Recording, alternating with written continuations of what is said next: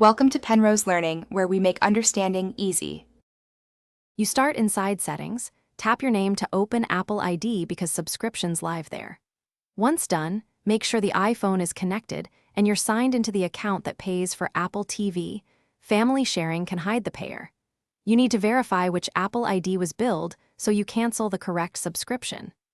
This first step avoids accidental cancellations on the wrong account and sets up the subscription screen where you'll make the change.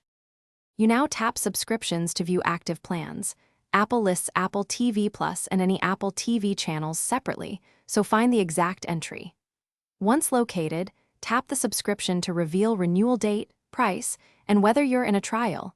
This matters because trials often end automatically. Make sure to read the cancellation wording. Apple shows when access ends if you cancel now versus keeping the current billing period. This is the detailed decision point where you choose to stop future charges. You tap Cancel Subscription and confirm. That stops auto-renewal and you keep access until the end date shown. Apple won't prorate or refund the current period. After confirming, double-check your email for the cancellation receipt so you have proof. If the cancel button isn't visible, sign out and back into Apple ID, update iOS, or restart the iPhone.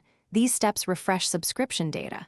If problems persist, contact Apple support with your Apple ID and recent receipt for faster resolution.